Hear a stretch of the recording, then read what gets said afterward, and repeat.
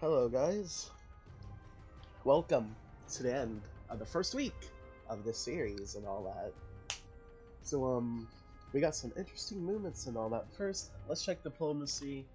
This time I caught myself not recording after a minute instead of 10.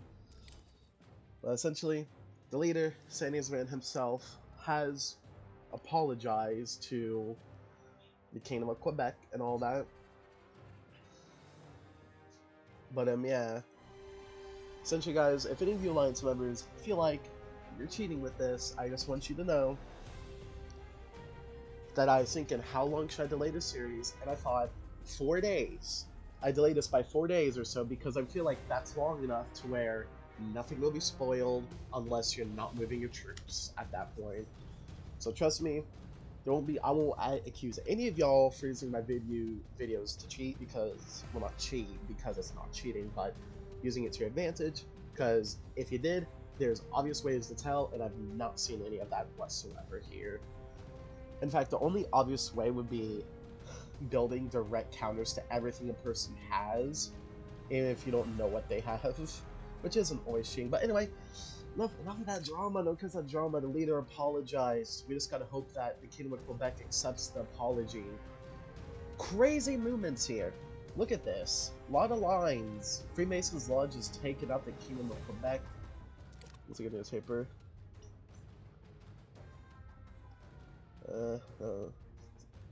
Let's see. I don't know what this is about right here. Did you know? No, I was in ignorance of. Aw, maybe we should have started no BS. I don't even know what they're talking about here this time. Was it because of me yesterday? Oh, it does all. I told you it makes me happy to promote you and to have recruited you. Apologies. I'd like to take time to apologize for my anger, as I was drunk and sick myself for a 6-day AK night shift. I'll try to maintain the game time. I won't call it truce. Up to you though, like I said, I just wanted Toronto so bad. It's my favorite spot that period. Up to balls in your court, my friend. Interesting apology. Because I will say this, knowing I probably won't face repercussions, with the way I saw the leader acting, I thought it was less than savory, honestly. But saying that he's actually come forth and apologized without any pressure, from what I can tell, he's definitely a good man. And all that. But anyway, that's enough of the drama. No one cares to be here, me spouting alliance drama. We're here to see who's winning and who's not winning. See the tactics that have been employed by all my fellow alliance members. So, let me just quickly do all my stuff and we'll get into it. But this first week, though, has been very, very exciting. Even if I am maintaining a completely neutral stance this entire time, it has been completely fun for me just watching this, seeing those moves, seeing what each of you like doing. And I've learned quite a bit and all that. And I feel like at the end of the series, on the final day, I will spout off what I think each of y'all like doing from what I can see and all that. And then each of you can correct me on your own, in private, on YouTube video, or wherever you want. That is your call. Because simply put, oh wow, that was perfect. Because simply at the end of the day, we're all human. I can guess they're going to do something, but I can't know for sure that you're doing that thing and all that. So I've still yet to get heavy mechs up. Whatever. It's just a sad display of my skill and me not caring too much. Because I'm here as a spectator. Let's get into it with the Freemasons Lodge. The leader himself, Sandy's man himself. Level 3 light tanks. Nice. So as we can see, he's going for still light tanks and normal infantry, which is very, very interesting indeed. But as we can see, he has okay as infantry, and he's still pushing into the Kingdom of Quebec if Quebec does not accept the peace treaty. Now what's interesting here is that this is red, which means the Kingdom of Quebec is going to do one final attempt at an attack. Yes, you have heard me right. This is his final unit here that the Kingdom of Quebec has just sidestepped him. He could have critically crippled the Freemasons Lodge. But as we can see, the Kingdom of Quebec is out of this match. Because if he did recover, that means that another person, most likely who's down here, Texas, would strike a very lethal blow to him indeed. But we do commend you for your effort, though, Kingdom of Quebec. Now, while that he's making moves towards defending his last homeland, we can see that Dutch America is attacking the First Nation League up here. Now, it looks like, from what I can tell, he did push through this area, and the Free Nation League did take it. So what happened most likely is he took this, Gwich'in, and then the First Nation League attacked him, potentially. I don't know. But Dutch America is still going for a strong all-attack with absolutely no defense in mind whatsoever, and all that.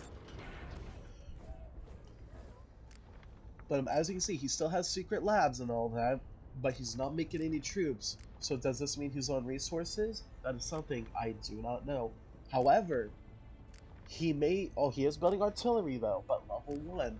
So it seems like despite all his best efforts, he so far has only really upgraded his artillery once, and his infantry up to level 3. So at the end of the day, he's juggling for armor, but we'll see how that works out for him in the end. Now, let's go to Cascadia, the underdog of this fight. As we can see here, Nueva New Mexico, Hispanic Nueva New Mexico, we can say he has taken Vancouver successfully. Not only is he going to take it, he could also take the research on the media mech for himself. Now, this is a very, very lethal strat here being employed. If Cascadia can't properly defend, he will be critically crippled. But as we can see, this guy, Hispanic Nueva Mexico, the underdog, is actually beating Cascadia wildly. I did not realize how heavy of a casualty count that Cascadia took, but as we can see, believe it or not, the underdog has won this fight. As Cascadia is going to be forced to retreat or lose this province here, he is then going to be pushed out of it, and on top of that, he still's got mechs. He is still building artillery. Now, granted, his stuff may have been destroyed, but this is a surprising, dare I say, even unexpected by anyone, that Hispanic Nueva Mexico would take out the veteran so easily. But, as you can see, the veteran has potentially fallen. Now, normally I wouldn't make such predictions early, but considering that the veteran ain't making a lot of troops, and considering that the person he's attacking has a lot of that and is willing to even do a counterattack, we can say for certain that he has lost. So, can Princeps pull this back? Can Cascadia pull back a victory? We don't know. But what we do know is that one of these two are out, so I can say for certain, goodbye to one of you. Now, this doesn't mean it's fully decided. No. But it just means Cascadia will have a hard time pulling back a victory with such circumstances. Now, let's go over to Texas. Actually, no, let's keep talking about Cascadia for a little bit. Now, we haven't talked about the levels. Now, this is the biggest thing that has changed this battle. Hispanic Nueva Mexico hasn't upgraded his infantry. He has been maintaining an increased level. Well, Cascadia looked like he was going for a militia medium mech style. But at the end of the day, his biggest mistake was one that I've done in the past. He spread out his research. He went for militia, infantry, motorized, and now mechanized infantry. Now, going for 2 infantry types isn't that bad, but the issue here is he's hoping, from what I can tell, that his mechanized can pull back a victory. But sadly, at the end of the day, it's only pulled him into a failure here. On top of that, he has been focused on his medium mech, sure, but he has not been grouping them up with all of his battalions as he should have if he wanted a nice chance. So him trying to switch tactics using mechanized against Hispanic Nueva Mexico, will that work out? I have to say not. It's a little bit too late to pull it out, but we'll see how this develops in the upcoming days. Now on to Texas here.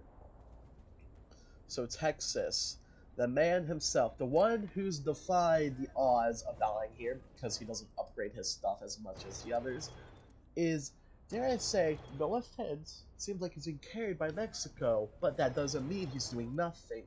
Because it seems like while Mexico is doing all the hard lifting, Texas is giving him what I believe is information support and a little bit of help with whatever he needs.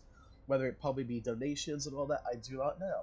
Because simply put, I don't spies to see what they're saying, and I don't know how they're chatting. But let's look at the coalition list real quick. Now, as we can see, Cuba has been left alone. We wish him luck. But yeah, Texas seems to be riding off of Cuba's thing. So now there's a interesting conflict here with Cuba and Mexico. Oh my. Dare I say it, a complete and crazy attack by Venezuela. He is going for blood here. He's taking out Cuba. He saw his chance to attack, and attack he has. This is amazing here. I never, ever expected Venezuela to attack Cuba. So Cuba is now going to suffer a fatal blow here. And it's so fatal that Venezuela is building a secret weapons lab on top of this captured province, I believe. That is insane. Because now, considering he took this, oh my, that's insane. Good job, Venezuela. He bid his time to attack, and once he saw Cuba moving into Florida, he then took his chance to strike. And now Cuba will have to defend what's left of Florida, as he's eaten up by Venezuela, Mexico, and Texas potentially. I do not know. What an interesting outcome for Cuba here. Not expected by anyone. But can we talk about the naval powerhouse first? Cuba did do what should have been done at first. Build a navy. If he had just built a navy earlier, he could have countered Venezuela's entire attack here and pulled out a victory. But sadly, he did not do a thing. But the submarine powerhouse, the owners of the Gulf of Mexico, Texas and Mexico. So let's talk about Mexico here. So Mexico has been doing some very good progress around here. As we can see, his troops are upgraded. He's staying on top of his research just like some other people, while keeping it lightly defended here. We do like that. We do love seeing that here. Light defense, good upgrades. But as we can see here, though, he has taken all of Central America. He's even pushed here. But will he take the chance to attack Venezuela? He doesn't know yet. But maybe, just maybe, when the time is right, he will.